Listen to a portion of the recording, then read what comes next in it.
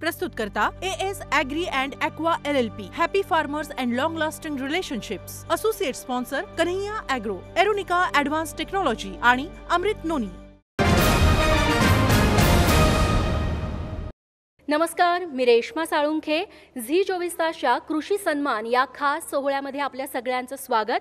या सोहळ्याचे presenting sponsor आहेत AS Agri and Aqua LLP, happy farmers and long lasting relationships. Associate sponsors Kanhaiya Agro, Aeronica advance technologies आणि अमृत नोनी. Zee 24 तासनं हा खास कृषी सन्मान सोहळा आयोजित केलेला आहे. यामागचं कारण देखील तसंच आहे. पृथ्वीवरती माणूस जेव्हा माणसात आला तेव्हा त्यानं सगळ्यात पहिला व्यवसाय केला तो शेतीचा. या शेतीमुळे संस्कृती घडत गेली आणि त्यानंतर या शेतीमुळेच इतर उद्योगांना देखील चालना मिळाली. एकेकाळी देशातले 90% शेतकरी म्हणजे लोक हे शेती व्यवसाय करत होते. आत्ता हा टक्का काहीसा कमी झालेला असला तरी देशातील 130 कोटी लोकांचं पोट भरण्याचं काम आजही हा बळीराजा करतोय. खरं तर कोरोना काळामध्ये संपूर्ण देश हा लॉकडाऊनमध्ये गेलेला होता. मात्र आपला शेतकरी लॉकडाऊन न करता शेतात अथक राबत होता. जेव्हा देशाचा GDP मायनसमध्ये गेलेला होता तेव्हा याच कृषी क्षेत्रानं GDPला देखील सावरलेला आहे.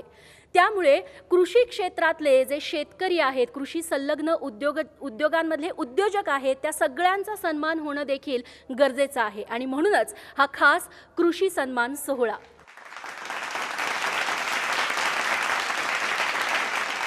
मी झी 24 तासचे संपादक निलेश खरे सर यांना विनंती करते की त्यांनी व्यासपीठावरती यावं आणि आजच्या या कृषी सन्मान सोहळ्याचा उद्देश काय, त्यामागची भावना काय ती सांगावी.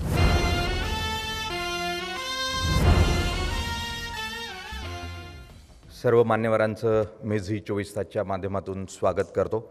मुख्यतः कृषी क्षेत्राशी निगडीत महाराष्ट्रातले सर्वच मान्यवर आणि भरीव असं काम करणारे जे नेते लीडर्स आहेत, ॲग्रिकल्चरल लीडर्स आपण ज्यांना म्हणू शकतो, असे ॲग्रिकल्चरल लीडर्स आज या कार्यक्रमानिमित्त एकत्र आलेत.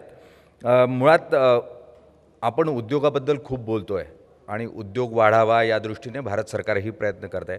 उद्योग हा गरजेचाच आहे, पण त्याचबरोबर अत्यंत गरजेचा आहे तो म्हणजे 60% रोजगार निर्मिती करणारं असं कृषी क्षेत्र जे आहे त्याच्यातही भरीव काम करणारी जी लोकं आहेत त्यांना सन्मानित करणं, त्यांना ओळख मिळवून देणं आणि या माध्यमातून शेताला किंवा शेतात काम करणाऱ्या त्या हातांना मान्यता मिळवणं, प्रतिष्ठा मिळवून देणं हे खूप गरजेचं आहे. आणि त्यासाठी म्हणून झी 24 तासचा एक छोटेखानी प्रयत्न आणि तो म्हणजे कृषी सन्मान. शेताशी निगडीत विविध क्षेत्रात काम करणाऱ्या अशा या मान्यवरांना आपण या ठिकाणी सन्मानित करतो आहे. फक्त शेती म्हणजे उत्पन्न काढणं इतक्यापुरतं मर्यादित विषय राहिलेला नाही. शेतीचे अनेक जोड धंदे, उद्योग हे विकसित झालेले आहेत, त्यांनाही सन्मानित करणं गरजेचं आहे, कारण ते पूरक आहेत शेतकऱ्याच्या विकासासाठी, राज्याच्या आर्थिक विकासासाठी म्हणून. आणि त्यासाठी म्हणून झी 24 तासचा हा छोटेखानी प्रयत्न. आपले पुढचे मान्यवर देखील खूप खास आणि एक्सक्लुझिव्ह असेच आहेत. मी आता व्यासपीठावरती बोलवतीये आदर्श गाव योजनेचे कार्याध्यक्ष पद्मश्री पोपटराव पवार सरांना आणि आपल्यासोबत दुसरे मान्यवर आहेत सगुणा बागेचे संस्थापक असलेले SRT तंत्रज्ञानाचे जन्मदाते शेखर भडसावळे सर.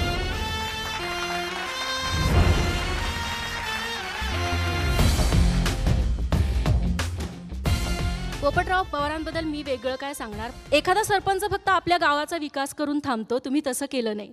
तुमच्या आजूबाजूच्या 20, 25, 30 गावांनी देखील त्याचा आदर्श घेतला. आणि भडसावळे सरांबद्दल सांगायचं झालं तर भडसावळे सर म्हणजे कृषी पर्यटन. शेती म्हटलं तर आदबट्ट्याचा व्यवहार असा समजला जातो, मात्र कृषी पर्यटन ज्याची कुणी म्हणजे कल्पनाच केलेली नव्हती, ती कल्पना सत्यात उतरवण्याचं काम भडसावळे सरांनी केलं. पवार सर, सगळ्यात आधी 1990 सालापासून तुम्ही सुरुवात केली. आता संपूर्ण राज्यातला ग्रामीण भाग पोपटराव पवार म्हटल्यानंतर ओळखतो. राज्यातला ग्रामीण भागाचा विकास होण्यासाठी काय व्हायला हवं? आपल्याला विकासाची संकल्पना बदलताना पहिल्यांदा शेतकऱ्याची व्याख्या करणं आता गरजेचं आहे. शेतकरी म्हणायचं कोणाला? ग्रामपंचायतीचं सुद्धा वर्गीकरण करण्याची गरज आहे. 75 वर्ष होऊन अमृत महोत्सव आपण साजरा करतो. अनेक गोष्टी बदलाची गरज आहे आपल्याला देशामध्ये, सगळ्या प्रत्येक फील्डमध्ये. परंतु एखादी गोष्ट बदलताना त्यावर अवलंबून असणारा वर्ग तो याच्या विरोधात असणार आहे.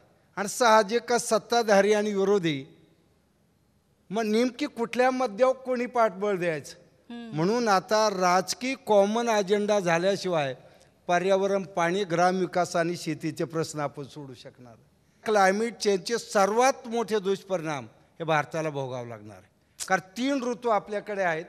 सर्वात जास्त प्रमाणात शेतकरी शेती आज करतोय आणि आज नातू पंतू म्हणतोय शेतीत काय पिकतं, मग तो विकायला लागला. आता अर्थात मी गाव डोळ्यासमोर ठेवून काम केल्यामुळं शेततळे गावासाठी करता येईल का, एखादं ड्रोन गावासाठी वापरता येईल का, मार्केटिंगचं नेटवर्क गावासाठी करता येईल का. आता आमचे मच्छू शेठ सुरेशराव पठारे आहेत का नाही, याचं त्यांचं आमचं दूध सगळं त्यांच्याकडे जातं, 1 डेअरी आहे आमच्याकडे. बा आपल्याला गावाचा ब्रँड करून मार्केटिंग करता येईल का. कारण शेतकरी कमी पडलाय कुठे, कारण बाजार सभेत त्यांचा देव हा शेतकरी असायला पाहिजे होता, त्यांचा देव झाला व्यापारी. विद्यापीठांनी रिसर्च करावं तर ते MPSCचे सेंटर बसते आणि एक्सटेन्शन नावाची गोष्टच आमच्या शेतीत राहिली नाही. कारण सगळ्यांना सॉईल कॉन्झर्वेशन पाहिजे आणि कृषी विस्तार शून्यात आल्यामुळं जो अभ्यासू शेतकरी आहे तो विद्यापीठात जातो, पण ज्याला कळत नाही तो बाजारात जातो, कुठलं औषध मारू, कुठलं खत घेऊ, किती औषध मारायचं. आणि मग सहज आपण मागे वळून पाहिलं तर नेमकी हरितक्रांतीनंतर पंजाबची अवस्था आज काय आहे. सगळे म्हणतो उडता पंजाब तिथे आला. म्हणजे आमच्या श्रीमंतीबरोबर व्यसनं काय येतात याचं चिंतन केलं पाहिजे. अर्थात व्यसनाच्या व्याख्या वेगवेगळ्या आहेत. आमच्या देशातल्या नागरिकांना उत्तम आणि चांगलं अन्नधान्य देणार का नाही आपण, हा सुद्धा विचार करावा लागेल. अन्यथा पुढच्या काळात कोविडने दाखवून दिलेला आहे. कारण किचन नावाचा कन्सेप्ट युरोपियन कंट्रीजमध्ये नाही. फ्रीज हेच त्यांचं किचन आहे. मग आपल्याकडे सुद्धा हळूहळू तेच यायला लागलेलं. म्हणून आम्ही गेली 5 वर्ष ज्यावेळी विकासाचं मागे वळून पाहताना लक्षात आलं की आपण पाणी नव्हतं, पाणी आला. कोरडवाहू शेती होती, कॅश क्रॉप आला. पैसे नव्हते, पैसे आले.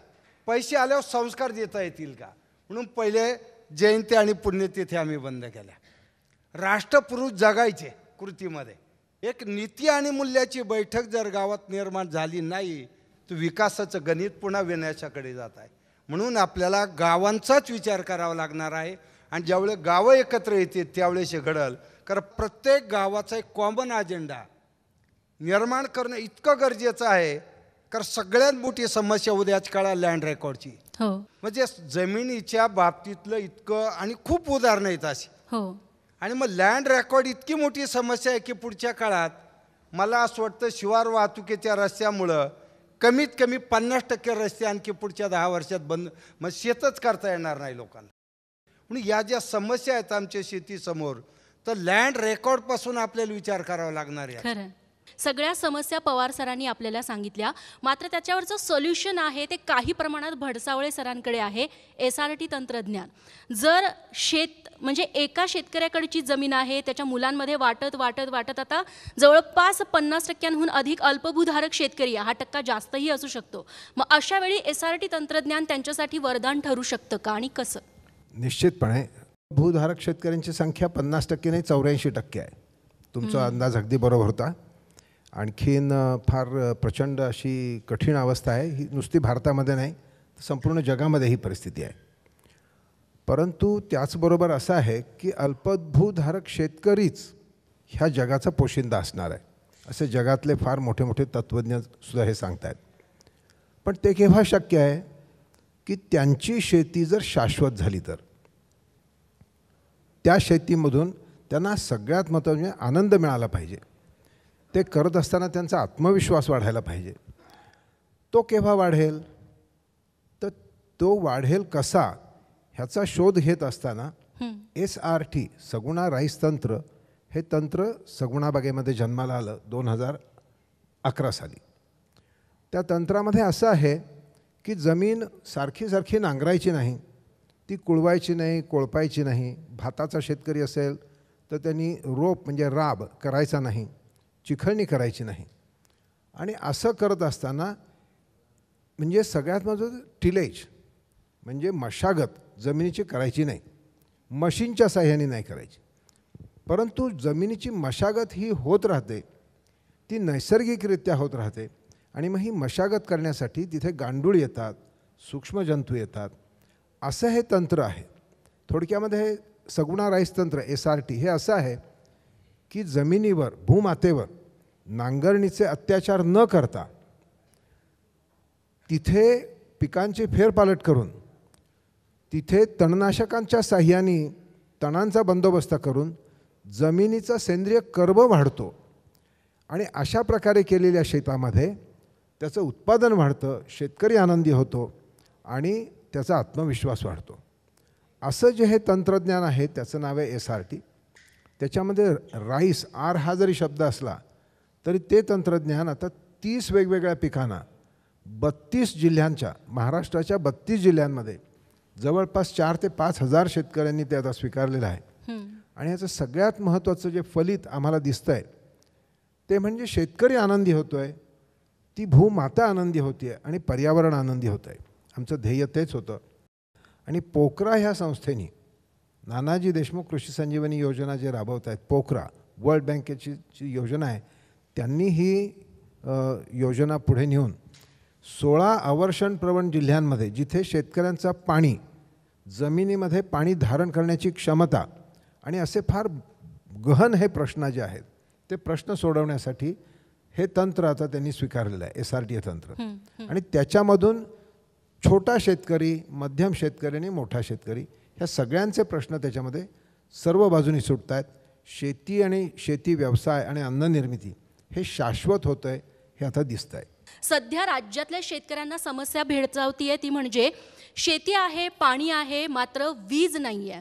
महावितरणने देखील आता म्हणजे कृषी पंपांच्या वाढीव वीज बिलामुळे म्हणजे ती थकीत बिलं वसूल करण्यासाठी वीज कापायला सुरुवात केली आहे. दिवसा वीज पुरवठा होत नाही. अशा वेळेस तुम्हाला काय वाटतं, सरकारी पातळीवरती काय धोरण राबवायला हवं? कारण शेती आहे, पाणी आहे, पण ते शेतीपर्यंत पोहोचवता येत नाही कारण त्यांच्याकडे वीज नाही आहे. खूप महत्त्वाचा प्रश्न आहे. आता शेती आणि शेतीसाठी लागणारी वीज, खरं म्हणजे आता आमच्याकडे आम्हाला कुठलीही गावामध्ये विजेची समस्या नाही आणि रात्री कोणालाही जागावं लागत नाही, दिवसा वीज मिळते. मोबाईलच्या बिलासारखं लाईट बिलसुद्धा आम्ही भरतो. सबस्टेशन आहे, फिडर सेपरेट आहे, स्टार्टर जळत नाही, मोटार जळत नाही, कुठे अडचण येत नाही. कारण पाहिजे तेवढाच लोड प्रत्येक ट्रान्सफॉर्मरवर आम्ही दिलेला आहे. आणि लोक शिस्त पाळतात त्यामुळे ती समस्या नाही. आणि जवळजवळ 90-95% कनेक्शन आहेत लोकांकडे. आणि ज्यांना अडचण आहे तेवढेच फक्त, पण त्याचं बिल आम्ही भरतो. आणि 100% बिल भरतो आपण. आजची परिस्थिती आहे की सगळं फुकट देऊ ही जी संकल्पना आलेली आहे ना, याच्यामुळे शेतकरी पंगू झालेला आहे. आम्ही अनुदानाची योजना घेतल्या नाही असं नाही, पण त्याच्यामध्ये सुद्धा 1 लाख सरकारने दिलं तर 1,25,000 रुपयाचं काम आम्ही करतो. जर फुकट वीज दिली तर पंजाबची अवस्था आज काय आहे, 500 फूट जमीन खाली गेलं तरी पाणी मिळत नाही. आज पंजाबच्या शेतीचं ऑर्गॅनिक कार्बनची लेवल आज किती भयानक आवश्यक आहे. सॉईल लॉसेसच्या बाबतीत आजही आपल्याकडे विचार करत नाही, कारण तापमानाच्या बदलामुळं ॲव्हरेज पाऊस पडतोय पण तो कमी कालखंडात पडतो, त्याचा आकारमान वाढला आहे. त्यामुळे वाहून जाणाऱ्या मातीवर गेली. आता आम्ही 95 पासून त्या सगळा अभ्यास केला. आता गोखले इन्स्टिट्यूट गेली 1.5 वर्ष झाले, हिवरे बाजार आणि 25 गावं. नेमकी यामध्ये घडलंय काय याचा रिपोर्ट त्यांचा अंतिम टप्प्यामध्ये आहे. कारण आपण पाणी आडवा जिरवा हा एक भाग आहे, पण उपलब्ध पाणी ज्यावेळी जमिनीत जातं त्याचा सद्विवेक बुद्धीने वापर केला नाही तर विजेची समस्या आहे, मातीच्या आरोग्याची समस्या आहे आणि क्वालिटी ड्रिंकिंग वॉटरची सगळ्यात मोठी समस्या आहे. मग आपण 75 वर्षात तितकं काय घडलं, कशामुळं घडलं याचा सुद्धा विचार करण्याची गरज आहे. म्हणून वीज आणि शेतकरी याला सुद्धा सरकारने धोरण घेतलं पाहिजे. या दिवशी तुम्हाला फक्त 4 तास वीज मिळणार आहे, पण पूर्ण क्षमतेने मिळाल. 4 तास खूप झालं हो शेतकऱ्याला. खरं. पत कधी आली 15 मिनटं पुन्हा गेली. मग हे जे घडतंय ना याचं धोरण, आणि वर्षानुवर्ष 72 साली आमच्याकडे गावात लाईट आली, त्यावेळेस टाकलेली वीज वाहक तार आहे, याची 40% क्षमता वीज वाहनाची कमी झालेली आहे. आज याच्याकडे कोणी बदलायला वेळच नाही. आणि आता तिजोरीमध्ये परिस्थिती किती भयानक आहे हे करू शकलो नाही, तर जे लिकेजेस आहे ते अतिशय टोकाचे आहेत. आणि म्हणून मध्यंतरी 1 महिनाभरापूर्वीच नितीन राऊत साहेबाकडे सगळे वीज वितरण कंपनी सगळे अधिकारी सेक्रेटरी तिथं हा मुद्दा मांडला की आमच्याकडे 81 शेतकरी असे आहेत का आजोबाच्या नावावर विजेचं कनेक्शन आहे, त्यांना बिल येतं, मुलं म्हणतात तो वापरतो मी वापरत नाही, आणि ते सगळी प्रक्रिया करायचं.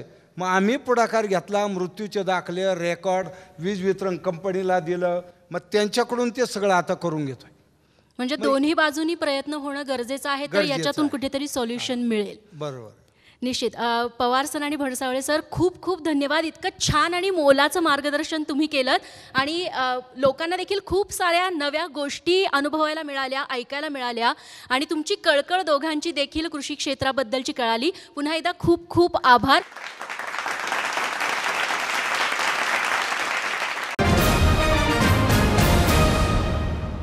नमस्कार.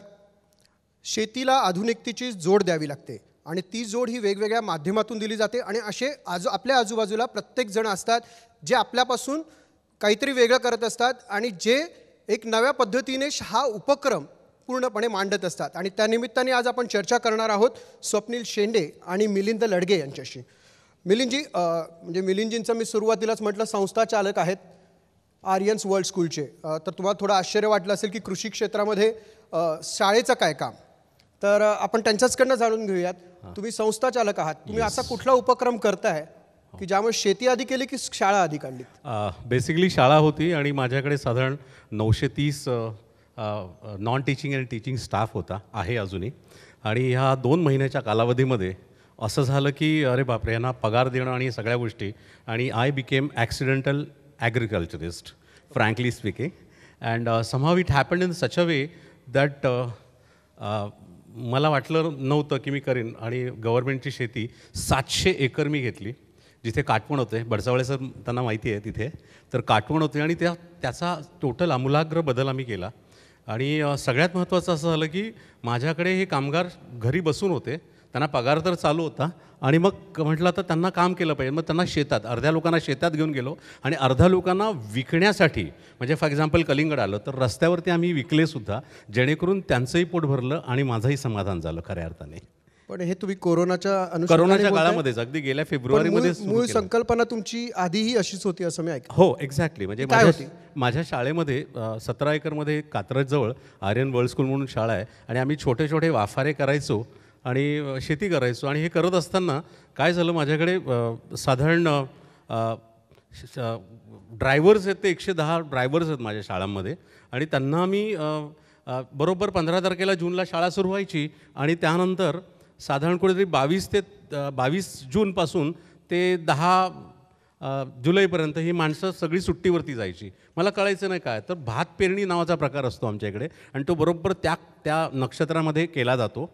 आणि मग ती सुट्टीवरती जायची. नंतर मला कळायला लागलं की हे सुट्टीवरती जात आहेत. मग माझी वानरसेना, माझ्याकडे 9000च्या वरती शाळेत मुलं आहेत, मग त्या मुलांना आम्ही ते सगळे भात शेती करायला पाठवायला लागलो. आणि इतका सुंदर रिस्पॉन्स, म्हणजे तिथल्या जवळपासच्या 44 गावामध्ये आम्ही मुलांना पाठवतो, आणि भात शेती म्हणजे भात लावणी आणि भात काढणी या सगळ्या गोष्टी करायला लागलो. त्यामुळे शेतीची आवड आपोआप निर्माण झाली. म्हणजे एकीकडे नैसर्गिक साधन संपत्तीचा वापर करायचा आहे, आणि एकीकडे मानवी साधन संपत्तीचा सुद्धा योग्य तो वापर, आणि अशा वेळी वापर जिथे तरुण जस्ट जन्माला येत असतो, अशा पद्धतीने आपण म्हणू शकतो, ज्याचा जास्तीत जास्त पुरेपूर उपयोग हा शेतकऱ्यांना देखील होतो. बरं, मानवी संपत्ती म्हटलेलीच आहे, तर टेक्नॉलॉजीसुद्धा तिकडे येणं अपेक्षितच आहे. तर एरोनिक्सचे ॲडव्हान्स टेक्नॉलॉजीचे संचालक आपल्यासोबत आहेत. तुमची जी पद्धत आहे, जी फवारणीच्या संदर्भातली, तुम्ही ड्रोनच्या माध्यमातून फवारणीचा प्रयोग करता आणि ते लोकांसाठी आणलेले आहेत आपण, तर नक्की कोणत्या प्रकारची टेक्नॉलॉजी आहे? हॅलो, नमस्कार, धन्यवाद for. Actually the agriculture spraying drone आहे आपला, ठीक आहे. तर आता सध्याची परिस्थिती आपल्या मी फायदे सांगतो. आता 4 फायदे आहे मेन गोष्टी. पहिली आहे वेळ, पैसा, सेफ्टी, हे फायदे आहेत त्याचे. आता ॲक्च्युली आपण आपल्या इंडियामध्ये 60% लँड हे ॲग्रिकल्चर लँड आहे ऑल ओव्हर इंडिया, आणि आपण ऑल ओव्हर ग्लोबमध्ये 2nd नंबरवर आहे आपल्या इंडिया, की आपल्याकडे जास्त ॲग्रिकल्चर लँड आहे. आणि एव्हरी इयर आपण आता काही अशा गोष्टी आहेत त्याच्यामध्ये फवारणी खूप इम्पॉर्टंट आहे, वेळेवर करणं. आणि लोकांना आता तुम्हाला परिस्थिती माहीत असणार, लोकांना म्हणजे शेतकऱ्यांना लोक मिळत नाही फवारणीसाठी, आणि केमिकलमुळे त्यांचे डेथ पण खूप होतात. तर एव्हरी इयर जर तुम्ही बघितलं तर 6,000 ते 10,000 हे लोकांचे डेथ पर्सेंटेज आहे जे एव्हरी इयर पेस्टिसाईडमुळे होतात. तर जो स्प्रेइंग ड्रोन आहे आपला, तो एका दिवसामध्ये 15 ते 20 एकर करू शकतो. आणि हे ॲक्च्युली नॉर्मल आपण जे बॅकपॅक यूज करतो त्याच्याने होऊ शकत नाही. आणि काही गोष्टीमध्ये आपण मशीन पण यूज करू शकत नाही, जसं की ऊस झाला, मोठा ऊस झाला 15-20 फुटाचा झाला, तिथं आपण फवारणी करू शकत नाही. आणि सोयाबीन पण खूप दाट होतात काही टाईमनंतर, तिथे पण फवारणी करू शकत नाही. लोक जाऊ शकत नाही बिकॉज ऑफ आपले स्नेक्स वगैरे असतात, त्या साप वगैरे असतात मुळे. तर काही गोष्टीसाठी ड्रोन स्प्रेइंग हे one of the best solution आहे. ॲक्वायर आता कसं लोकांना आपण शेतकऱ्यांना आपण जेव्हापर्यंत सांगणार नाही की त्याचे फायदे काय आहे तेव्हापर्यंत त्यांना कळणार नाही. तर आम्ही आता त्याचे अवेअरनेस करत आहोत. काही डिस्ट्रिक्टमध्ये आम्ही त्याचे डेमॉन्स्ट्रेशन देतो, त्यांना एज्युकेट करतो. ॲक्च्युली आमचा आता हा मोठो आहे, आणि त्याच्यामुळे त्यांना ते, आणि आता एका शेतकऱ्यांनी जर ड्रोन घेतला तर हे त्यांच्यापर्यंतच नाही राहत. त्यांच्याकडे एक्झाम्पल, त्याच्याकडे 5 एकर शेती आहे, ते आपल्या याच्यात फवारणी करणार, ते एका दिवसामध्ये त्यांनी करून टाकणार. अदरवाईज एका दिवसामध्ये एक माणूस पूर्ण दिवसामध्ये 4 एकरच करू शकतो, 4 ते 5 एकर माणूस. पण ड्रोनद्वारे आपण एका दिवसामध्ये 15 ते 20 एकर करू शकतो. तर तो त्याच्या पण आपण स्वतःचं पण करू शकतो, आणि तो रेंटवर पण देऊ शकतो. म्हणजे त्याला एक्स्ट्रा इन्कम पण शेतकऱ्यांसाठी इन्व्हॉल्व होतं त्याच्यामध्ये. आणि सेफ्टी खूप मोठी गोष्ट आहे. डायरेक्ट इम्पॅक्टमुळे जसे म्हटलं डेथ खूप होतात. तर आम्ही SOP म्हणजे ॲग्रिकल्चर इंडस्ट्री, आपल्या इंडियन ॲग्रिकल्चर जे आहेत त्यांनी एक SOP काढली आहे, स्टँडर्ड ऑपरेटिंग प्रोसिजर, म्हणजे कशाप्रकारे ड्रोन आपल्याला यूज करायला पाहिजे. आम्ही त्यानुसारच त्यांना सांगतो की त्याच्यामुळे त्यांच्या पेस्टिसाईडमध्ये जास्त डायरेक्टली कॉन्टॅक्ट येत नाही, म्हणजे त्यांना सेफ्टी पण असतं. आणि या गोष्टी आहेत त्याचं आम्ही. पण हे वापरण्यासाठी म्हणजे परवडतं कितपत शेतकऱ्यांना? आता परवडतं इन द सेन्स, बघा आता ही नवीन टेक्नॉलॉजी आहे. आता जर कोणती नवीन टेक्नॉलॉजी आपण लिमिटेड गोष्टीमध्ये मॅन्युफॅक्चर करतो त्याची ऑब्व्हियसली कॉस्टिंग जास्त असते. आता आमचं 5 वर्षाचे विजनच तशा प्रकारे आहे की आम्ही प्रत्येक गावामध्ये आम्हाला एक ड्रोन पोहोचवायचा आहे. कारण की याचे फायदे तर आहेतच, पण जेव्हापर्यंत त्यांना ते दिसणार नाही डोळ्यांनी तेव्हापर्यंत तो विश्वास करू शकत नाही. मी 3 वर्षापासून शेतकऱ्यांसोबत काम केलेलं आहे, तर मला त्यांचे व्ह्यूज माहीत आहे की त्यांना एक्झॅक्टली कशा प्रकारे ड्रोन पाहिजे. तर कॉस्टिंगमध्ये मोठ्या प्रमाणात जर मॅन्युफॅक्चर इंडियामध्ये झालं तर ऑब्व्हियसली शेतकऱ्यांसाठी ते खूप हेल्पफुल गोष्ट होणार कॉस्टिंगमध्ये. ओके, मिलिंदजी, मगाशी तुम्ही बोलताना म्हणाला की साधारण काही एकर, म्हणजे बहुतेक जवळपास 700 एकर माझ्याकडे आहे सर. तर सहज घडलं का काही आव्हानं आली? प्रचंड आव्हानं आली. शेती कशाशी खातात हेच माहीत नव्हतं, पण खऱ्या अर्थाने चिकाटी, जिद्द आणि माझ्या कामगारांचे, माझ्यावर असलेले नॉन टीचिंग आणि टीचिंग स्टाफ यांनी खरंच चिकाटीने काम केलं.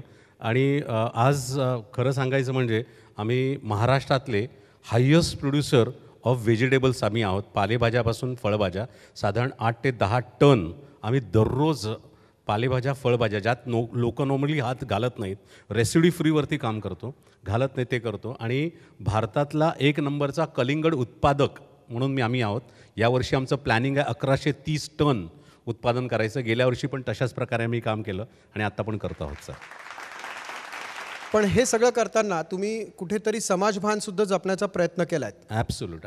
दर शनिवारी रविवारी साधारण 200-250 मुलं शेती करायला जातात.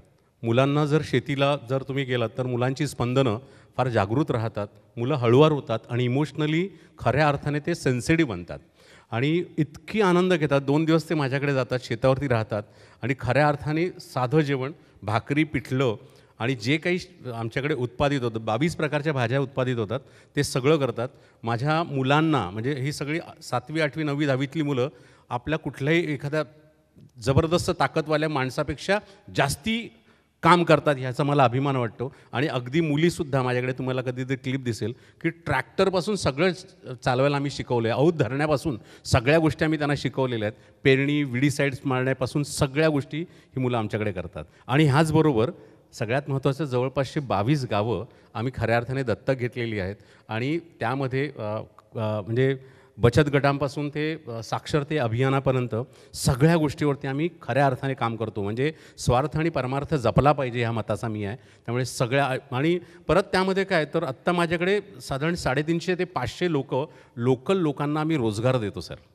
आणि अपेक्षित 1000च्या वरती आहे. आणि 20 टन दिवसाची भाजी निर्माण करणार आहोत आता यापुढे. स्वप्नीलजी, तुम्ही फवारणीच्या संदर्भातलं तुमचं तंत्रज्ञान विकसित केलेलं आहे. तर पाणी असेल, औषधं असेल, याचा कितपत फायदा होतो? म्हणजे किती लिटरमध्ये हे विभागलं जाऊ शकतं? ॲक्च्युली हे क्वेश्चन शेतकऱ्याकडून खूप येतात मला.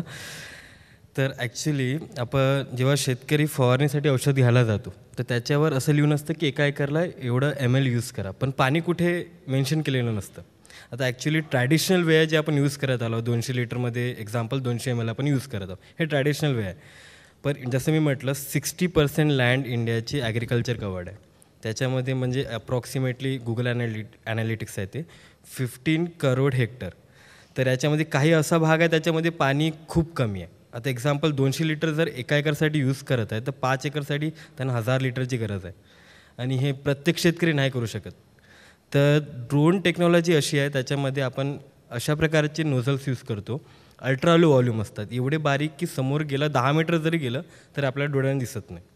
तर ही टेक्नॉलॉजी आहे. आणि ॲक्च्युली एवढे बारीक असतात आपण ते जमिनीवर पडले तरी ते इव्हॅपोरेट होतात आणि पानांच्या खालून पण येतात. हे सर्व सायंटिफिकली आहेत. बट मग आता आम्ही 2 वर्षापासून different agriculture universities, research centre, R&D यांच्यासोबत काम केलेलं आहे. तर ॲक्च्युली 10 लिटरमध्ये आपल्याला एका एकरचंच औषध यूज करायचं आहे. त्याच्यामध्ये तुम्ही 8 मिनटामध्ये 1 एकर कवर करू शकता. आणि तुमच्याकडे बॅटरी बॅकअप असेल तर एका दिवसामध्ये 15 ते 20 एकर, जे मी पहिले मेन्शन केलेलं आहे. आणि आम्ही याचे टेस्ट रिझल्ट पण बघितले आहेत, चांगले आहेत. म्हणजे असं नाही म्हणत की आपण जे ट्रॅडिशनल यूज करतो त्याच्यापेक्षा खूप चांगले आहेत, पण कम्पॅरेटिव्हली सेम आहे. 85 to 90 म्हणजे पर्सेंटेजमध्ये ते ॲक्युरेसी त्याच्याप्रमाणेच आहेत. म्हणजे मग एखादा प्रयोग करताना त्याचा काही काळ ठरवला जातो, असं तुम्ही काही काळ ठरवलं आहे? ॲक्च्युली आता आपण जे ट्रॅडिशनली स्प्रे होतं ते आपण बॅकपॅकवर करतो, माणूस आतमध्ये जातो, स्प्रे करतो, तर त्याच्यामध्ये पण ड्रिफ्ट होतात हवेमुळे. आता आपण एरियल स्प्रे करतो, ऑब्व्हियसली डिसॲडव्हान्टेज पण आहेत काहीतरी, पण असं नाही की तो युजफुल नाही आहे. आपल्याला ते जर आपण ते कन्सिडर करून जर काम केलं तर ते one of the best solution आहे. तर ॲज पर आम्ही जेवढं टेस्ट केलं त्याच्यामध्ये सकाळचा टाईम आणि संध्याकाळचा टाईम हा स्प्रेइंगसाठी one of the best time आहे. बघितलं तुम्ही दोघंही पॅनलिस्ट आहेत. एकाने आधुनिकतेची कास धरली आहे तर एकाने आधुनिकतेची कास ही मानवाच्याच उपयोगातनं घेतलेली आहे. इथे ॲग्रो टुरिझमचे सगळे बादशाह आहेत, म्हणजे तुम्हाला ते थोड्या वेळात कळेलच. पण एकीकडे आपण म्हणजे ही सुद्धा एक प्रेरणा असते, ही सुद्धा एक पेरणी असते, ज्यामुळे अनेक उद्योजक हे सुद्धा घडत असतात. आपण या ठिकाणी आलात त्याबद्दल आपले दोघांचेही आभार.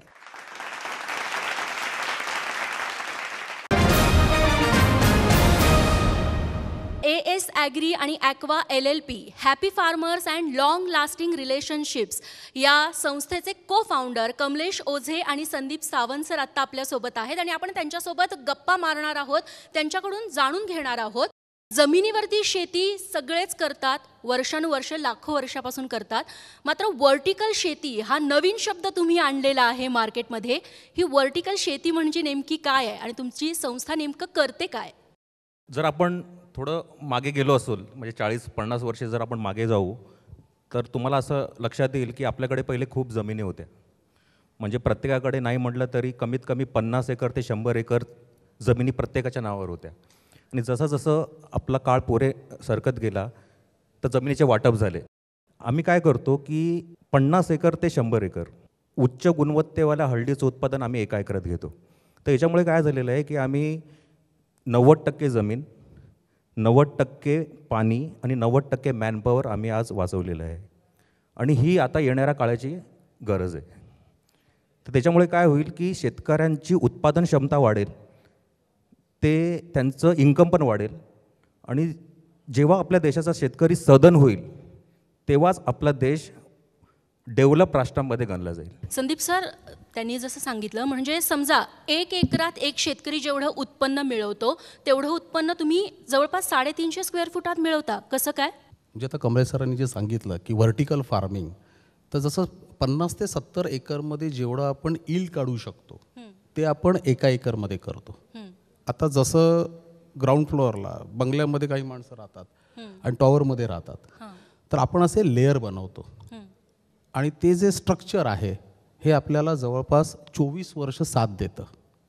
म्हणजे तिथे जो होणारा जो खर्च आहे तो फक्त एकदाच करायचा असतो आणि मग त्याच्यातून आपल्याला उत्पन्न, कारण कसं असतं की वेगवेगळी पिकं हे वेगवेगळ्या पिरियडमध्ये होतात, तर ह्याच्या पुढे जाऊन खरीप आणि रब्बी हे असे हंगाम राहणार नाहीत. हे 24 तास ही प्रोसेस राहणार. मग काही पिकं 6 महिन्यात येतात, काही पिकं 9 महिन्यात येतात. मग आपल्याला फक्त ते हार्वेस्टिंग करून नवीन नवीन पिकं हे करायचे, त्यामुळे रेग्युलर ते इन्कम चालू राहतं आणि ह्याचा फायदा शेतकऱ्यांना होतो. व्हर्टिकल शेती कॉन्सेप्ट नेमकी कुणाची आहे? तुम्ही कुठे म्हणजे देशाबाहेरून ती शिकलात की हे तुमचं स्वतःचं इन्व्हेन्शन आहे? याचे जनक आहेत डॉक्टर प्रशांत गोविंदराव झाडे. मी त्यांना सॅल्यूट करतो त्या माणसाला. He is an electronics engineer. की पुढे येणारा काळ आहे हा आधुनिक शेतीचा आहे. तर त्यांच्या गावी लहानपणापासून त्यांनी हळदीची शेती बघितली होती. मग त्यांनी त्याच्यातला त्रास बघितला होता की म्हणजे हळदीचं पीक जेव्हा येतं त्याला पूर्ण बॉईल करावं लागतं, त्याला उकळावं लागतं, त्याला ग्रेडिंग करावं लागतं, पॉलिशिंग करावं लागतं. हा आईवडिलांचा त्रास त्यांनी पाहिला. मग त्यांनी ठरवलं की याच्यामध्ये आधुनिक तंत्रज्ञान आणणं खूप गरजेचं आहे. मग ते साऊथला गेले. साऊथला त्यांनी त्यांच्या पार्टनरांसोबत याची R&D केली आणि ही सॉईल बेस्ड व्हर्टिकल फार्मिंग ही जगामध्ये आमची पहिली कंपनी ती आम्ही करतो आणि याचा आम्ही जवळजवळ 3 देशातून आम्ही याचं पेटंट पण घेतलेलं आहे. अरे वा, पेटंट तुम्ही मिळवलेलं आहे. मात्र ही व्हर्टिकल शेती बेस त्यांनी सांगितलेला आहे. जर जमीन कमी लागत असेल तर मग या व्हर्टिकल शेतीसाठी रिक्वायरमेंट काय काय असते, काय काय लागतं? सुरुवातीला एक असं आहे की आम्ही शेतकऱ्यांना काही देत नाही करायला. बिल्ड, ऑपरेट आणि बायबॅक हे सगळं आम्ही करतो. पहिला टप्पा असा आहे की आम्ही शेतकऱ्यांच्या एका रिलेटिव्हला तिथे आम्ही जॉब देतो. बरं. की त्याने तिथे सगळं ते बघावं, कारण पुढे त्यांना जाऊन करायचं आहे. एस ॲग्री किती करणार आहे? कारण आज जेव्हा आम्ही एक पहिलं पीक जेव्हा आम्ही हळदीचं घेतो तर हळदीच्या पिकाची डिमांड एवढी आहे की 10,000 म्हणजे 50 ते 70 एकरचं जेव्हा आपण 1 एकरमध्ये करतो, असे 10,000 प्रोजेक्ट जरी झाले तरीसुद्धा ह्या जगाची आपण 8% सुद्धा रिक्वायरमेंट पूर्ण करू शकत नाही. तर एवढं हे आहे. तर पुढे हे शेतकऱ्यांना स्वतःला करायचं आहे. मग त्याबरोबर ही झाडे सरांची सगळी ही विचारसरणी आहे की पुढे जाऊन शेतकरी सधन झाला पाहिजे, त्याला नॉलेज आलं पाहिजे. आम्ही हे फक्त इग्निशन देतोय. तुम्ही वारंवार उल्लेख करताय की तुम्ही हळदीचं उत्पादन घेता. हळदच का निवडली व्हर्टिकल फार्मिंगसाठी? हळदीमध्ये एक आयुर्वेदिक तत्व असतं, त्याला आपण म्हणतो कर्कुमिन, आणि ते फक्त 1 ते 1.5% असतं. आम्ही जी हळद उत्पादन करतो आहे त्याच्यामध्ये 5%च्या वर कर्कुमिन आहे. आणि 5%च्या वर जर कुठल्याही हळदीमध्ये जर कर्कुमिनचं प्रमाण 5%च्या वर असेल, you are eligible for export. की 5% कर्कुमिन असलेल्या हळदीचा पावडरचा बिझनेस अजून भारतात चालूच नाही झालेलं आहे. 140 करोड जनता, 40 crore family. Just imagine what is the potential of this business. दुसरी गोष्ट, आपण हळद ग्रोसरी शॉपमधून विकत घेतो, बरोबर आहे ना? पण फॉरेनची ती लोक कॅप्सूल्समध्ये खातात, गोळींच्या फॉर्ममध्ये खातात, गमीजच्या फॉर्ममध्ये खातात. आणि मजेदार गोष्ट म्हणजे या सगळ्या गोष्टी आपल्या इंडियन फार्मास्युटिकल कंपनीमध्ये मिळतात. आणि 90% Indian pharmaceutical companies are foreign based. म्हणजे second market is pharmaceutical industries and third market is cosmetic industries. म्हणून आम्ही ही हळद निवडली. व्हर्टिकल फार्मिंगमध्ये फक्त हळदीची शेती करता येऊ शकते की कुठल्याही प्रकारचं पीक तुम्हाला व्हर्टिकल फार्मिंगमध्ये निवडता येऊ शकतं? नॉर्मली कसं आहे की आता आपल्याकडे 32 क्रॉप्सचं R&D जवळपास पूर्ण झालेलं आहे. बरं. पण ते कसं आहे की जेव्हा रोपाची वाढ होते तर ते साधारण 1 ते 1.5 मीटरच्या वर नसावं. बरं. म्हणजे आपण त्याला इन्क्लिनेशन देऊ शकतो. आणि जसं आपण ट्रेमध्ये माती वर नेऊन, म्हणजे मी म्हटलं की आम्ही अशी टेक्नॉलॉजी डेव्हलप केली तर त्याचे बियाणं आपण थोडंसं तिरकस लावतो आणि मग त्याला जाळीचं साथ देतो.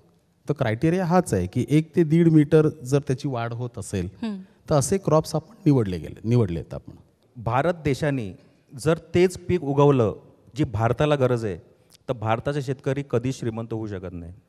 भारताच्या शेतकऱ्यांनी ते उगवलं पाहिजे जी जगाला गरज आहे. झी 24 तास जे प्रेक्षक आहेत त्यांना देखील आता कुतूहल असेल की आम्ही अशा पद्धतीने व्हर्टिकल फार्मिंग करू शकतो का? त्यांना काय उत्तर द्याल? जेव्हा आपण 50 ते 70 एकरचं इल्ड एका एकरमध्ये काढतो, म्हणजे त्याला लागणारं इन्फ्रास्ट्रक्चर आहे, त्याला लागणारं म्हणजे पाणी आहे, मॅनपॉवर आहे, हे पण हे खर्चिक आहे. बरं. आणि जर कोणी पुढे येऊन जर हे जर करत असेल तर त्याने आम्हाला कॉन्टॅक्ट करावा, आम्ही त्यांना चांगलं मार्गदर्शन करू. पण डेफिनेटली सुरुवातीची 5 वर्ष जी आहे ते AS ॲग्रीच करेल आणि त्याच्यानंतर त्यांनी प्रोसीड व्हावं पुढे. निश्चित. ह्याला जोडून कमलेश सरांना प्रश्न विचारायचा आहे. आत्तापर्यंत तुम्ही किती शेतकऱ्यांसोबत अशा पद्धतीनं कॉन्ट्रॅक्ट शेतीसाठी टायअप केले? ह्याला कॉन्ट्रॅक्ट शेती असं म्हणू शकतो का आपण? हां, बिलकुल म्हणू शकता. आता आमचे मोर दॅन 400 प्रोजेक्ट्स लाईव्ह आहेत. महाराष्ट्रामध्ये सर्वात जास्त प्रोजेक्ट्स आहेत आणि विविध राज्यामध्ये तुम्हाला हे प्रोजेक्ट्स बघायला मिळतील.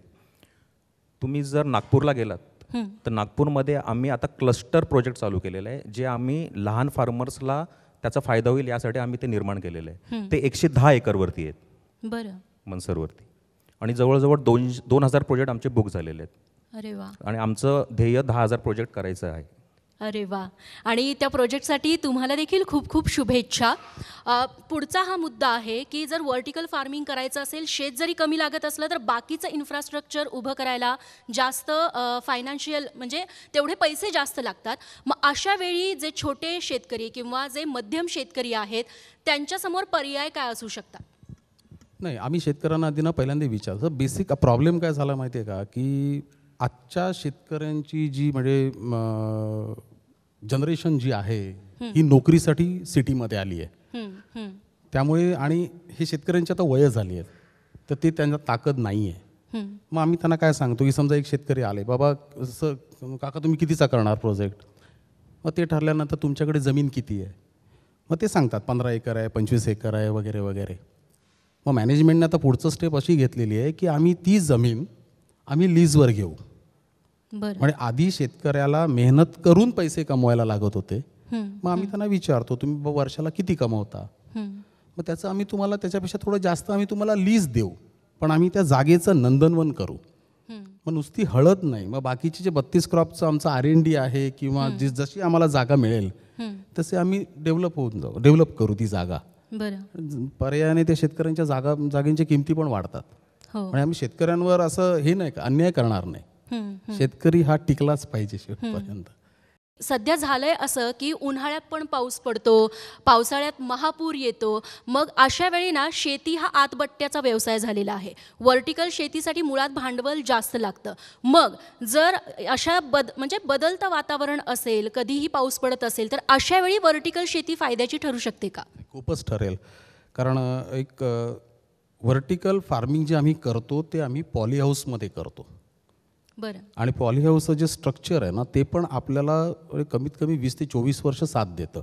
फक्त वरचा कपडा बदलायचा असतो. मग ऊन, वारा, पाऊस, जनावरं ह्याच्यापासून शेती आपली सुरक्षित राहते. आणि अगोदर जसे खरीप, रब्बी हे जसे हे होते मगाशी मी सांगितल्याप्रमाणे, तर हे 24 तास ही पिकं 24 तास म्हणण्यापेक्षा 12ही महिने ही पिकं निघतील. आणि त्यामुळे काय होईल माहिती आहे का, की मोठं विधान आहे पण सत्य आहे की ह्या भारताची इकॉनॉमी पण बदलणार आहे.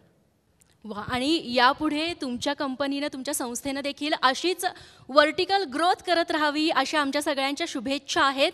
AS ॲग्री आणि aqua LLP happy farmers and long lasting relationships, तुमची जी टॅगलाईन आहे त्या पद्धतीनं शेतकऱ्यांसोबत तुम्ही जास्तीत जास्त जोडले जाव्यात, त्याच्यासाठी झी 24 तासच्या परिवाराकडून तुम्हाला खूप खूप शुभेच्छा.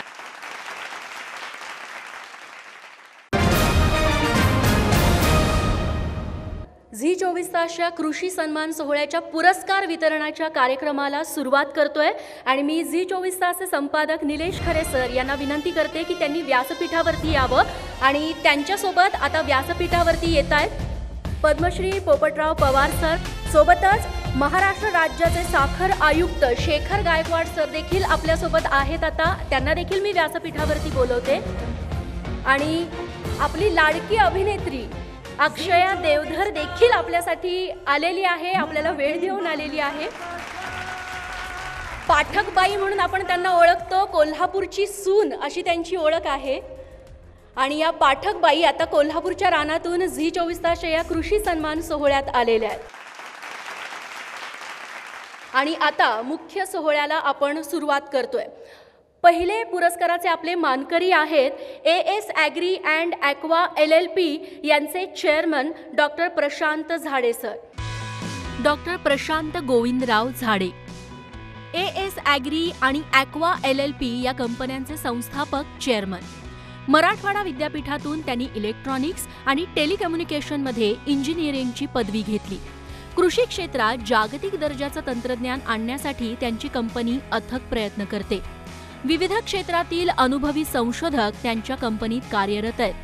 शेतकऱ्यांच्या विविध अडचणी दूर करण्यासाठी इथं संशोधन सुरू असतं. पॉलीहाऊस उभारणी, शेती, मत्स्य शेती, आरोग्य सुविधा, खाद्यपदार्थ निर्मिती असे विविध प्रकल्प ही कंपनी राबवते.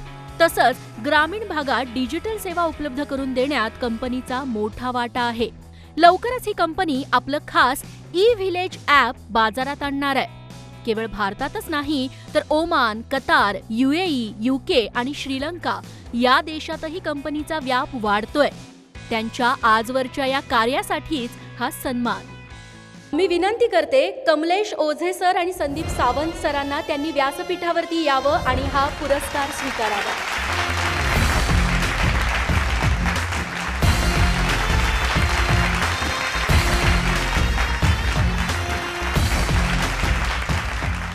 चेअरमन प्रशांत झाडे यांचं मनोगत देखील आपण ऐकूया. त्यांचं नेमकं काय म्हणणं आहे.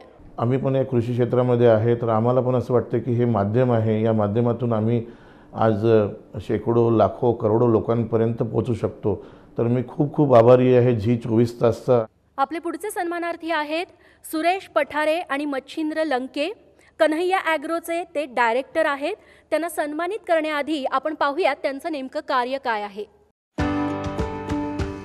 सुरेश पठारे अहमदनगरच्या राळेगण सिद्धीसारख्या छोट्याशा गावातील पदवीधर तरुण. शेतकरी कुटुंबात जन्म झाल्यानं शेतीशी नाळ कायम जोडलेली. शेती आणि शेतकऱ्यांशी निगडीत व्यवसाय करायचा अशी खूणगाठ त्यांनी मनाशी बांधलेली. अशातच त्यांचा संपर्क मळगंगा डेअरीचे मच्छिंद्र लंके यांच्याशी झाला. या दोघांनी मिळून कन्हैया ॲग्रो कंपनीची मुहूर्तमेढ रोवली.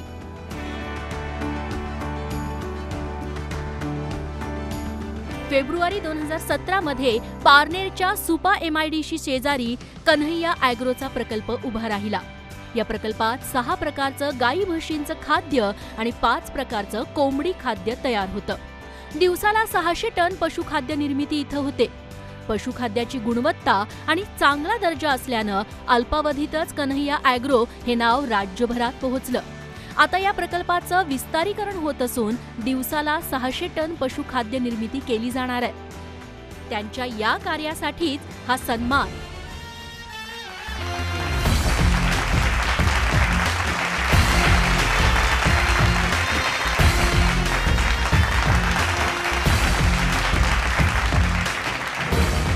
आता आपण सन्मान करणार आहोत उदय मिठारी यांचा, सोबत स्वप्नील शेंडे आणि जीवन कुमार.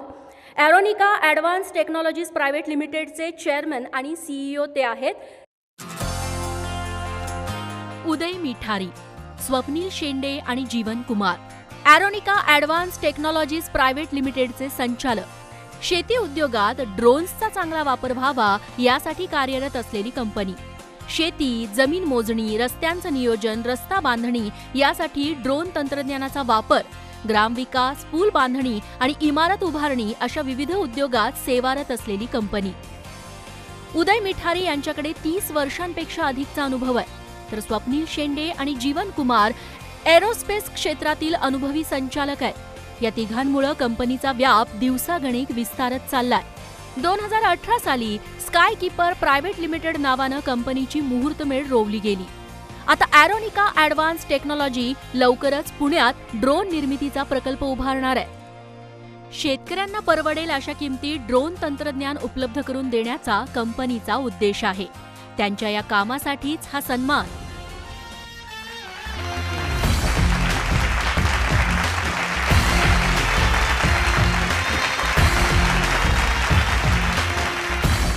पुढचे जे पुरस्काराचे मानकरी आहेत त्यांच्याकडे. त्यांचं नाव आहे Abhijit Ghorpade. Greenfield Agrichem Industries Private लिमिटेडचे फाउंडर आणि CEO ते आहेत.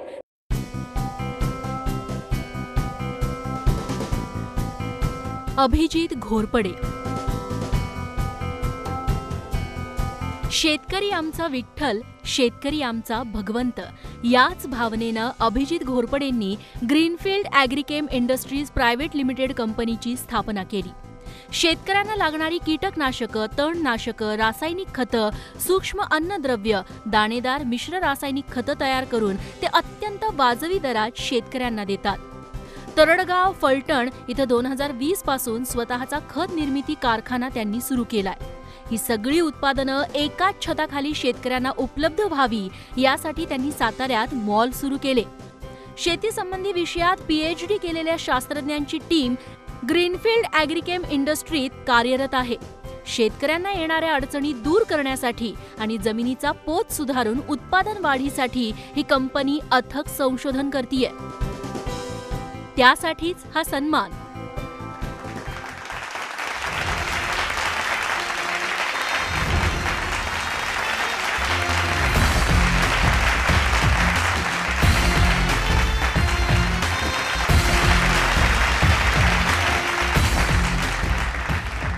पुढचा पुरस्कार आपण देतोय अभिजित शशिकांत पाटील यांना. अमृत मँगोजचे ते प्रोप्रायटर आहेत. अभिजित पाटील अमृत मँगोजचे संस्थापक. रत्नागिरी आणि देवगड हापूसची चव अख्ख्या जगात वर्ल्ड फेमस आहे. मात्र कोरोना काळात सगळंच ठप्प झालं. अशावेळी कोकणातील आंबा उत्पादक शेतकरी आणि ग्राहक यांच्यात महत्त्वाचा दुवा ठरली ती अमृत मँगोज कंपनी. कोकणातील सर्वात मोठ्या आंबा उत्पादकांपैकी हे एक. रत्नागिरीत 2 आणि देवगडमध्ये 4 ठिकाणी ते आंब्याची शेती करतात. कार्बाइड आणि रसायनांच्या वापराशिवाय आंबा पिकवण्याचं तंत्रज्ञान या कंपनीनं विकसित केलंय. आंब्याची चव आणि सुगंध उत्कृष्ट असावा यासाठी अमृत मँगोज काळजी घेते. आंबा काढण्यापासून ते त्याच्या वितरणापर्यंत अत्याधुनिक तंत्रज्ञानाचा वापर कंपनी करते. लवकरच देशातील सर्वात मोठी आंबा उत्पादक कंपनी बनण्याचं अमृत मँगोजचं ध्येय आहे. त्यांच्या या कार्यासाठीच हा सन्मान.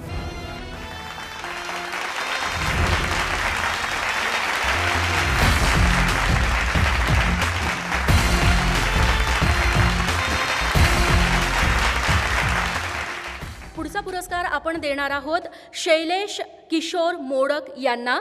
ते आहेत 365D फार्म्सचे फाउंडर आणि CEO. शैलेश मोडक 365 डेज फार्मचे संस्थापक आणि CEO.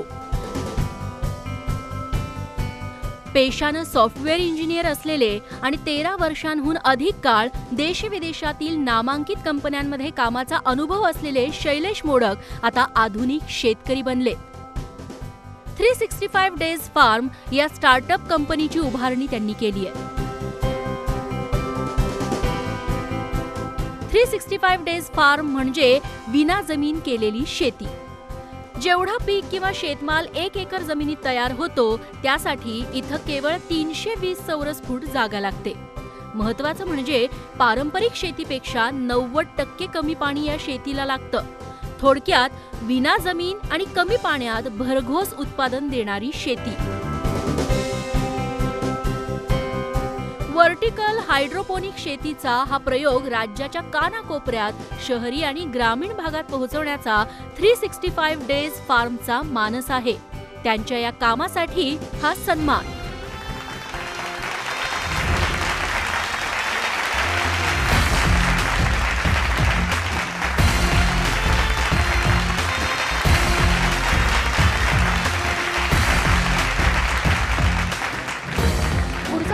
आपण देणार आहोत एका शेतकऱ्याला. त्यांचं नाव आहे धोंडीभाऊ रामभाऊ भोर.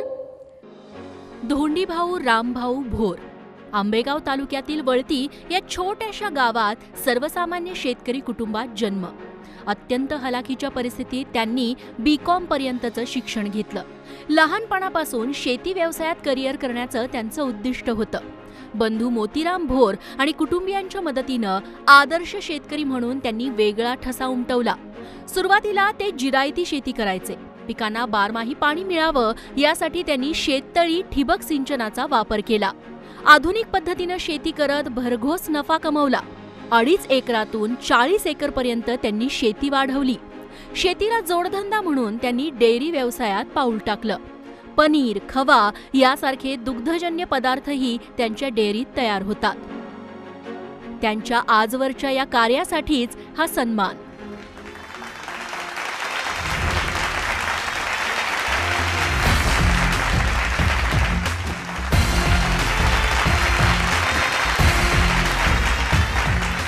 आपले पुढचे पुरस्काराचे मानकरी आहेत Milind Ladge, Aryans farm managing director. त्यांच्या कामाविषयी आपण सुरुवातीला जाणून घेऊयात. Milind Ladge Aryans farmers and student सोसायटीचे संस्थाचालक. शिक्षण क्षेत्रात मागच्या 12 वर्षापासून ते काम करतायत. पण कोरोना काळात त्यांनी शेतीत प्रवेश केला. तब्बल 700 एकरावर आधुनिक शेती केली. यात 250 एकरावर फळभाज्या आणि 250 एकरावर धान्य पीक घेतलं. त्यांच्याकडे 350 म्हशी आणि त्यांच्यासाठी चाराही पिकवला जातो. 4 एकरात त्यांनी मोठा गोठा बनवलाय. गावातल्या 300-350 गावकऱ्यांना त्यांनी रोजगार दिलाय.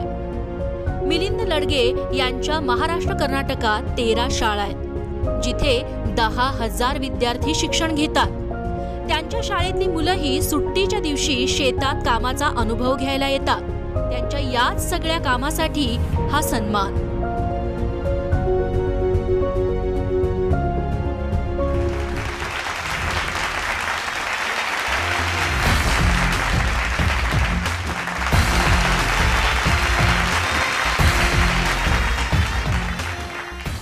यानंतर आपण वळणार आहोत पुढच्या पुरस्काराकडे.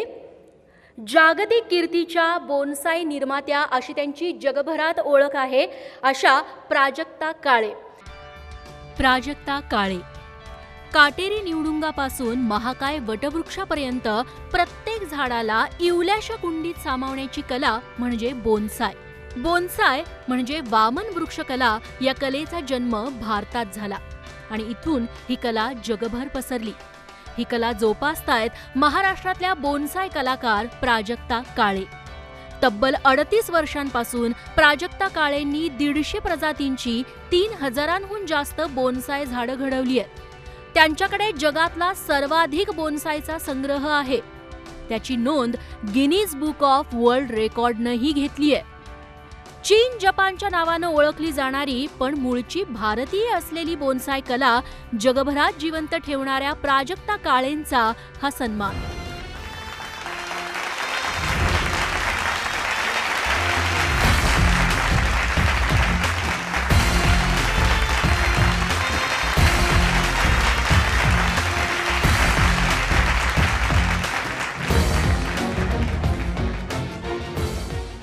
पुढचा पुरस्कार आहे तो देखील थोडासा आगळा वेगळा आहे. दत्तू आगिवले होतकरू शेतकरी आहेत. दत्तू काशीनाथ आगिवले रायगड जिल्ह्यातल्या मोगरज गावचे होतकरू आणि प्रगतिशील शेतकरी. तेही आधी सगळ्यांप्रमाणे पारंपरिक पद्धतीनं भात शेती करायचे. यातून त्यांना फार फार तर 7 ते 8 पोती भाताचं उत्पन्न मिळायचं. पण सगुणा बागेचे निर्माते आणि SRT तंत्रज्ञानाचे जन्मदाते चंद्रशेखर भडसावळे यांना ते भेटले. तेव्हापासून दत्तू आगिवलेंना सुगीचे दिवस आले. कारण त्यांचं शेत तेवढंच होतं. या शेतात त्यांनी 911 भात लावला. पण त्यासाठी ना त्यांनी नांगरणी केली ना कोळपणी. थेट जमिनीत छिद्र पाडून भात पेरला. मजुरांचा खर्चही वाचला, पाणीही कमी लागलं. हे सगळं करून उत्पन्न मात्र दुप्पट मिळालं. त्यामुळे झालं काय तर आधी पोटापुरतं कमावणारे दत्तू आगिवलेंच्या हातात आता 70 ते 80 हजार रुपये शिल्लक राहू लागले. ते उन्हाळी आणि पावसाळी 2-2 पिकंही घेऊ लागले. SRT तंत्रज्ञान शेतकऱ्याला कसं धनवान बनवू शकतं याचं दत्तू आगिवले हे जिवंत उदाहरण. त्यासाठीच हा सन्मान.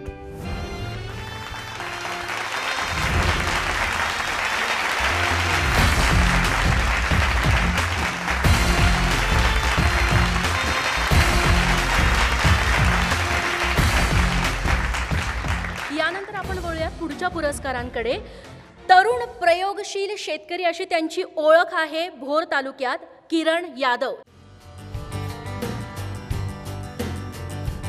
किरण यादव, भोर तालुक्यातल्या संगमनेरमधील प्रयोगशील तरुण शेतकरी. भोर तालुक्यात प्रामुख्यानं भात शेती होते, पण त्यांनी फळभाज्यांची लागवड केली, तीही SRT तंत्रज्ञान वापरून. SRT तंत्रज्ञान म्हणजे काय, तर एक पीक काढल्यावर शेतीची कोणतीही मशागत न करता त्या शेतात दुसरं पीक घ्यायचं. किरण यादव यांनीही तेच केलं. महत्त्वाचं म्हणजे त्यांनी मागच्या वर्षी अवघ्या 10 गुंठ्यातल्या टोमॅटो पिकातून 3.5 लाखांचा निव्वळ नफा मिळवला, तोही अवघ्या 3 ते 4 महिन्यात.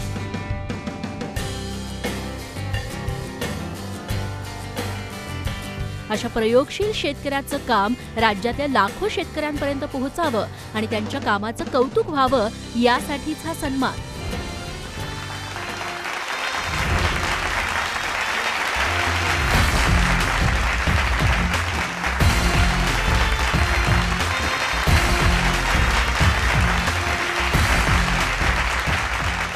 आणि यानंतर आपण वळणार आहोत आपल्या शेवटच्या आणि महत्त्वाच्या पुरस्काराकडे. आपले पुढचे पुरस्काराचे मानकरी आहेत Pandurang Taware, agro tourism development company private लिमिटेडचे ते MD आहेत. बारामतीत शेतकरी कुटुंबात जन्म, कम्प्युटर सायन्समध्ये शिक्षण आणि टुरिझम इंडस्ट्रीत 20 वर्ष काम केलेला एक अवलिया पुन्हा आपल्या गावी येतो. तिथल्या शेकडो शेतकऱ्यांना सोबत घेतो आणि 2005 मध्ये ॲग्री टुरिझम सुरू करतो. कोरोना काळात बडे बडे उद्योग डबघाईला आलेले असताना 58 कोटी रुपयांचं उत्पन्न मिळवतो. ही रिअल लाईफ कथा आहे पांडुरंग तावरे यांची. त्यांच्या ॲग्री टुरिझम डेव्हलपमेंट कॉर्पोरेशन कंपनीनं 600 पेक्षा जास्त शेतकऱ्यांना सोबत घेऊन ही किमया घडवली आहे. कृषी पर्यटनाची ओळख तावरेंनी महाराष्ट्राला करून दिली. 2005 सालापासून ते या व्यवसायात आहेत. शेतीतही ते नवनवीन प्रयोग करतात. त्यांच्या याच कामाची दखल घेऊन त्यांना 2 राष्ट्रीय पुरस्कारांनी सन्मानित करण्यात आलंय. 2008-9 साली माजी राष्ट्रपती प्रणव मुखर्जी यांच्या हस्ते पांडुरंग तावरेंना गौरवण्यात आलं. कृषी क्षेत्रातील या विशेष कार्यासाठी त्यांचा हा सन्मान.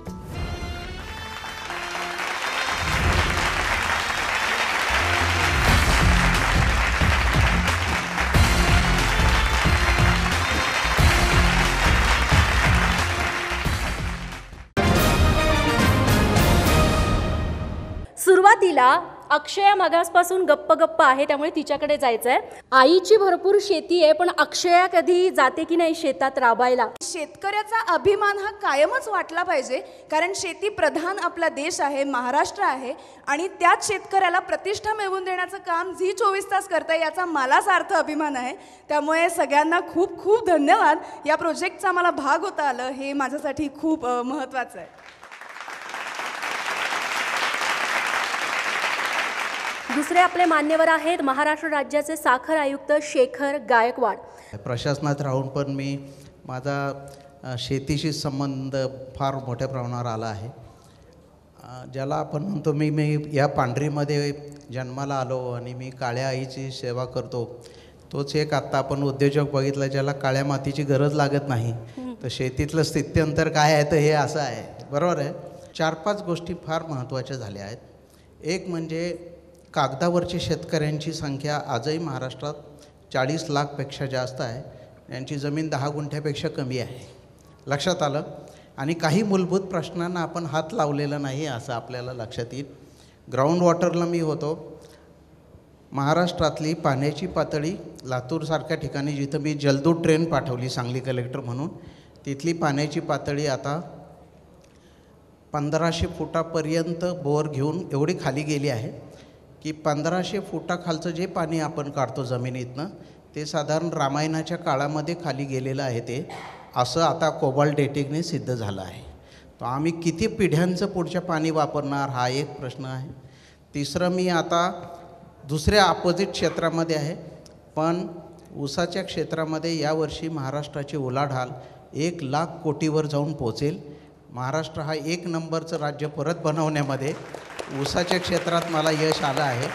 आणि फार शिस्तबद्ध पद्धतीने साखर कारखाने काय करतात ह्याची माहिती मी पारदर्शकपणे शेतकऱ्यांपर्यंत पोहोचू शकलो.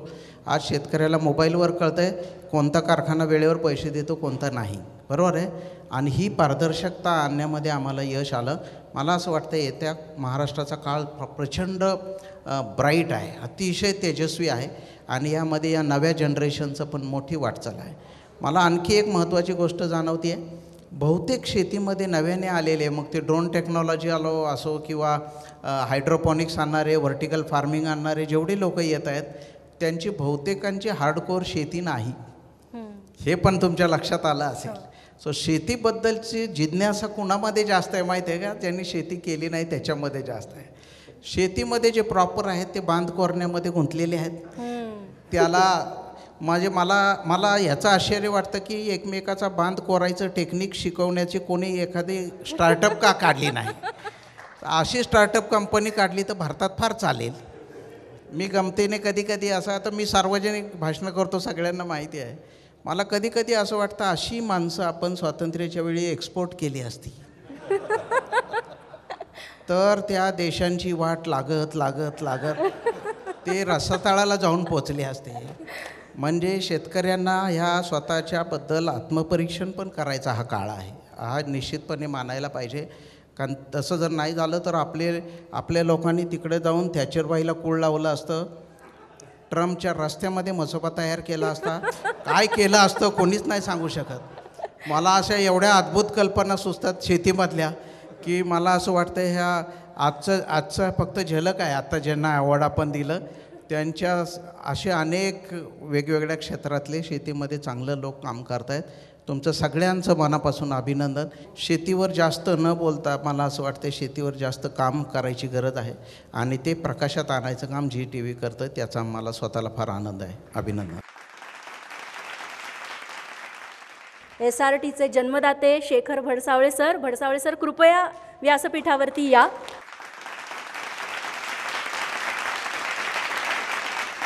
मगाशी मी ऐकलं दुसऱ्या शेखरने सांगितलं की झी TVनी शेतकऱ्याला प्रतिष्ठा दिली. मला असं वाटतं हे शेखर मंडळींचं आपलं काय म्हणायचं हे वैशिष्ट्य नाही, म्हणजे आपलं इनामदारी किंवा असं काहीतरी एक शब्द आहे ना चांगला, तुमची मराठी चांगली आहे तर फार महत्त्वाची गोष्ट आहे की शेतकऱ्याला प्रतिष्ठा मिळाली पाहिजे. तो शेतकरी म्हणजे सगळ्यात शेवटचा माणूस.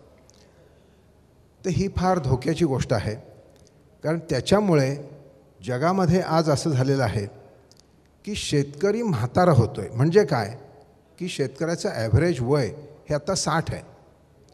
म्हणजे जेव्हा इतर सगळेजण रिटायर होऊन आपल्या आवडीची गोष्ट करायला जातात त्यावेळेला शेतकरी शेतात उतरतो पहिलं पाऊल टाकायला.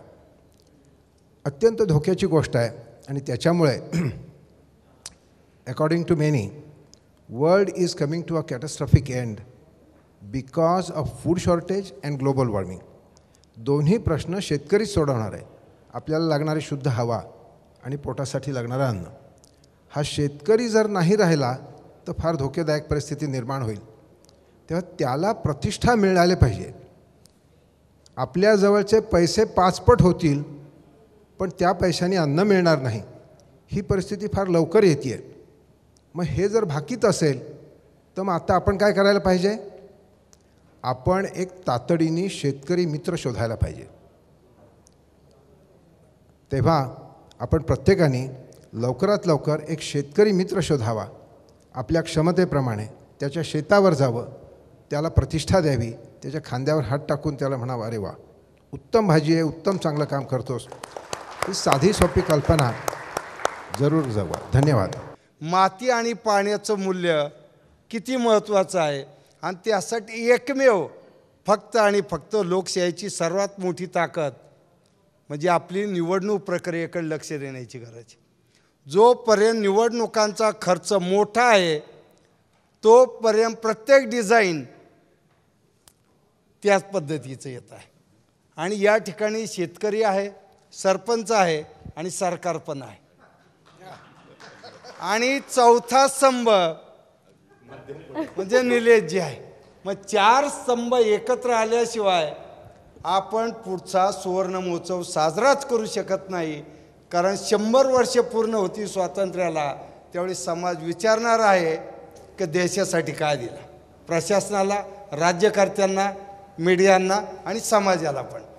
जी 24 तासचे मी सुरुवातीचेच आभार मानणार नाही, पण सगळे आम्ही वेडे फकीर जे इकडं तिकडं होतो आज पहिल्यांदा एकत्र आलेला. आणि सर्वात महत्त्वाचं शेवटी हिवरे बाजार घेऊन कोकणात गेलं तर जमणार नाही. जेवढे प्रयोग आपल्याकडे राज्यात चालू आहेत देशात, याचा एक चांगला अभ्यास होणं गरजेचं आहे.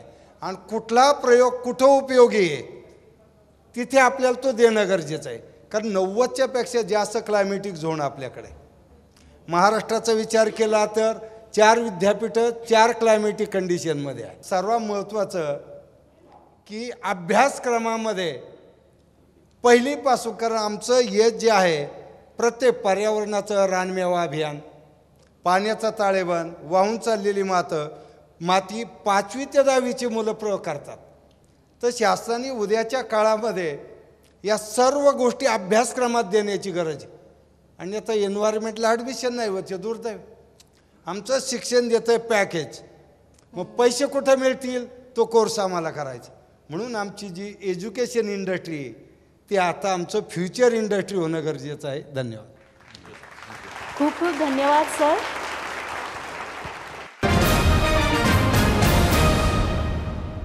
प्रस्तुत करता AS Agri and Aqua LLP, Happy Farmers and Long Lasting Relationships. Associate sponsor Kanhaiya Agro, Aeronica advance technology आणि अमृत नोनी.